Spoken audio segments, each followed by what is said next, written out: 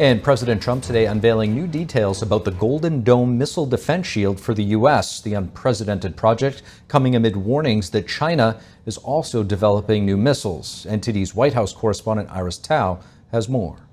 We call it super technology. Nobody else has it. Echoing President Ronald Reagan's Star Wars program, President Trump on Tuesday unveiling more details about his Golden Dome project, or what the administration envisions as a multi-layered missile defense system that can protect Americans from all kinds of missiles launched from across the world. The Golden Dome will be capable of intercepting missiles even if they are launched from other sides of the world and even if they are launched from space, including hypersonic missiles, ballistic missiles, and advanced cruise missiles. All of them will be knocked out of the air. While the final input remains unknown, the president says he's asking Congress for a $25 billion initial investment as part of the Big Beautiful Bill, and that entire project would cost about $175 billion.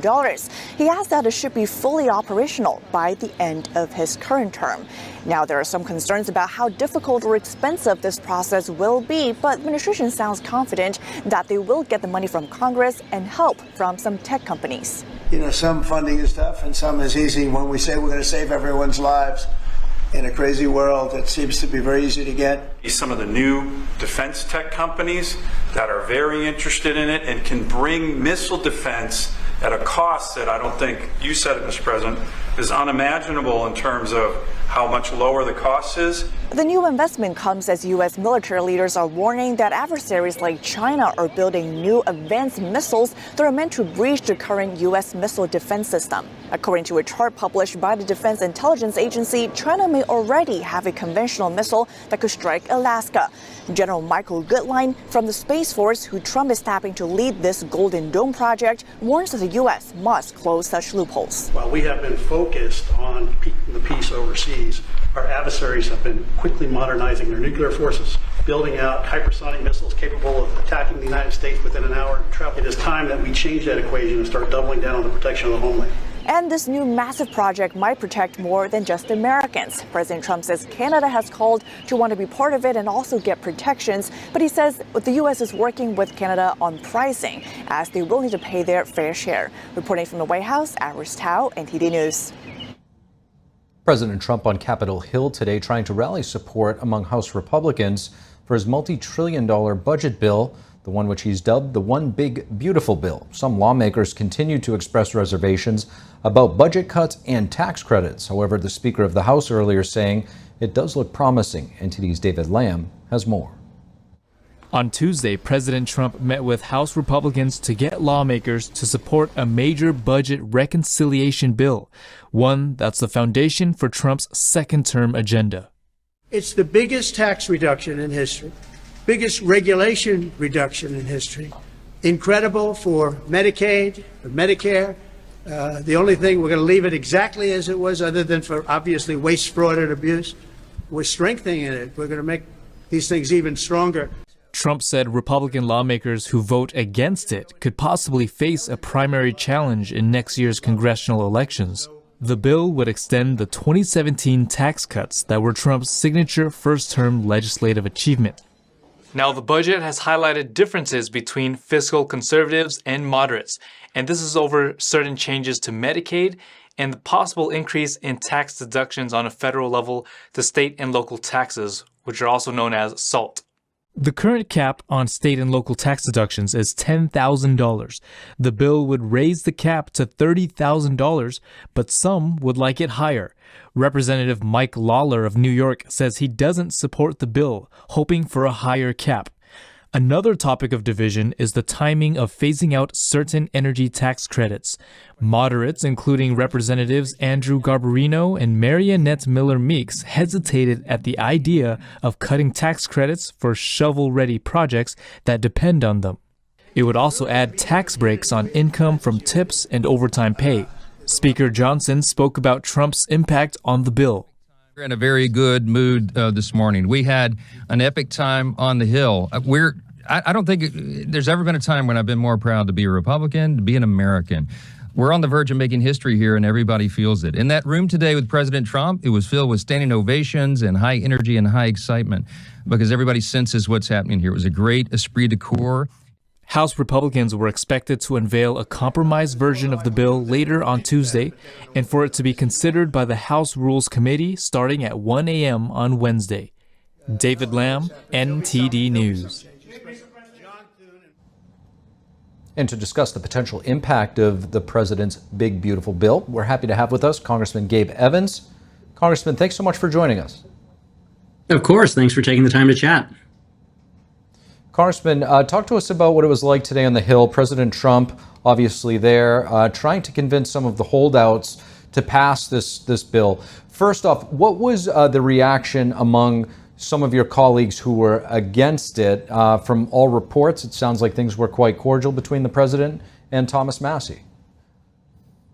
Yeah, as you heard the speaker and the president say, we're all working together to deliver these historic tax cuts and to make sure that we're protecting Medicaid by cutting out the fraud, waste, and abuse. And so we're all working together as a team. Of course, on a team, everybody's got different roles to play. But as the analogy goes, with the president, we've got an absolutely fantastic quarterback. And together, we're going to get this bill passed, and we're going to deliver those meaningful results around tax relief and protecting Medicaid for the most vulnerable by cutting out the fraud, waste, and abuse, and a whole host of other things geared toward slashing a bunch of red tape so that we can get our economy going again. What is your, response to the argument that there aren't enough spending cuts in this package? And how did the President of the United States sort of present that to some of the folks that are still looking for more? Yeah, so we've actually already had this discussion when we passed the reconciliation resolution. So as you remember, reconciliation is a two-step process. The first time that you pass the bill, you're setting the top line numbers that the different committees have to hit.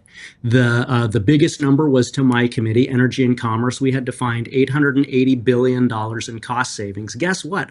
We actually exceeded that number by over $100 billion. We've got over $980 billion of fraud, waste, and abuse reduction that we were able to find in all of the different programs that fall under the jurisdiction of the Energy and Commerce Committee. So that negotiated mark that we were supposed to hit, $880 billion, we actually exceeded it by $100 billion. Unfortunately, there's that much fraud, waste, and abuse in all of these different programs. The good news is we're still not actually cutting Medicaid. Medicaid spending will continue to increase under the Republican plan. This time, it's just going to be more efficient and go to the people who actually need it rather than illegal immigrants, ineligible beneficiaries, and things of that nature. Now, the White House does say that this reconciliation package would enable more deportations as well as more border agents and actually finish the border wall that President Trump started in his first term. You're on the Homeland Security Committee as well as the Counterterrorism Subcommittee. Do you think that this bill addresses your priorities at the border? Absolutely. So you know my background. I spent 10 years as a police officer. I actually still wear my police boots in the halls of Congress to remind me where I came from and why I'm here.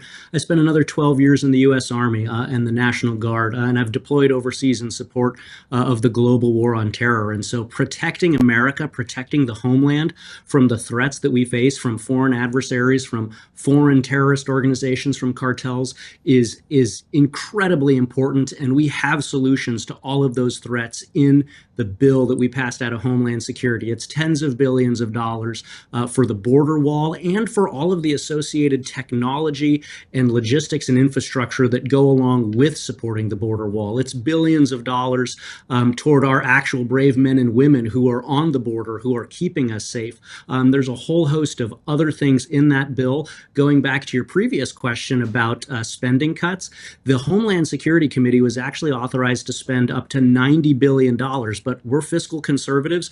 We were able to get everything that we needed passed in that bill for less than $90 billion. So we are being very efficient stewards of the taxpayer dollar while delivering. Now, the president also says the bill would ultimately incentivize Made in America products, a big part of his policy initiative that we've seen in his first couple of months. How would this actually build on the tariffs that he's put in place and the recent deals, say, with the Middle East? Yeah, so of course, we're all supporters of free trade, but free trade has to be fair trade as well. My district, Colorado's 8th Congressional District, we are the district that feeds and fuels the rest of Colorado. We have all of the energy production. We've got agriculture. We've got all of the industry that builds our key infrastructure like water pipelines and roads and bridges and the energy that powers all of that. And so what we're seeing in this reconciliation package is a lot of red tape that's being cut out and removed so that responsible foreign investors can come, they can bring their dollars, they can bring their projects to the United States. We build things better here in the United States than anywhere else. And so by cutting that red tape, we're able to attract that responsible investment into the United States. It's actually another bill that I've got myself, the Global Investments in American Jobs Act, which again is designed to bring that responsible investment into the United States. And we're going to be a great place to do business with cutting a lot of the just punitive red tape that the previous administration imposed. And circling back to Medicaid, this has been a big sticking point in this bill for many. The bill would ultimately, as I read it now, stop Medicaid from going into illegal immigrants as well as able-bodied adults who are not working. How would this ultimately apply in your state of Colorado? And do you think that this is ultimately what the American people are looking for? Yeah, I think the American people have spoken loud and clear. They want to make sure that we're putting Americans first. And in the Medicaid space, that means doubling down on protecting the people that this program was designed for. That's people with disabilities, that's kids, that's pregnant women. And for those folks to be cut in line to have 1.4 million illegal immigrants taking taxpayer money away from them and going to illegal immigrants, to have 1.2 million people who are ineligible to even receive Medicaid, but who are still getting Medicaid because the Biden admin didn't allow states to clean up their Medicaid rolls. That's how we're protecting and strengthening Medicaid, by making sure that those resources can go to the people that rely on this. Your question about the work requirement. So it's actually broader than that. In Medicaid right now, if you are an able-bodied working age adult with no kids, you're actually being subsidized by $9 federal for every $1 state dollar. And so to that population, we are asking that you work or volunteer or go to school part-time, 20 hours a week, in order to continue receiving that taxpayer-funded health care. That's something that already exists in SNAP, formerly known as food stamps, and TANF, temporary assistance for needy families. So we've already seen the work requirements succeed at the federal level, and we're just bringing that same accountability and good stewardship of taxpayer dollars to Medicaid so that we can protect it for the people who rely on it. Congressman Gabe Evans, really appreciate you joining us. Always good to be on with you. And a lot going on Capitol Hill today. Lawmakers debating threats to the operations of ICE. The hearing coming just after a New Jersey congresswoman being charged for allegedly assaulting immigration officers. Our Washington correspondent Luis Martinez brings us more. 4 years and 4 months ago today, January 20th, 2021, Joe Biden made 3 decisions that created this mess in our country that we've had to deal with. He said, we're no longer going to build a wall. We're no longer going to have remain in Mexico. And when you get here, you will not be detained. You will be released. Guess what? Everybody came. Republicans want to see an increase to the detention budget of the Immigration and Customs Enforcement Agency from $3 billion to $45 billion. But this Tuesday's hearing on threats to ICE operations centered on a single ICE detention facility, the Delaney Detention Facility in Newark, New Jersey. From New York to California, local politicians are actively working to undermine federal immigration enforcement. Perhaps the most egregious effort is in my home state. Congressman Van Drew is, of course, referring to the incident involving 3 Democratic lawmakers and the mayor of New York City at the Delaney ICE detention facility in Newark, New Jersey. Republican lawmakers played a video during the hearing showing when Congresswoman McIver was confronting ICE agents.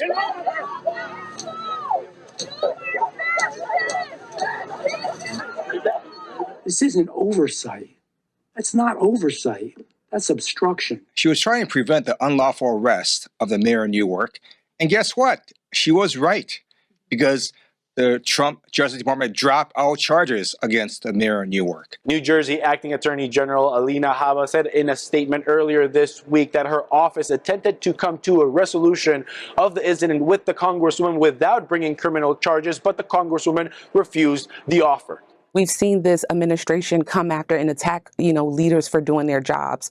It's political intimidation, and I will not be intimidated. President Trump commented on the criminal charges levied against Congresswoman MacGyver during his visit to Capitol Hill this Tuesday. The days of woke are over.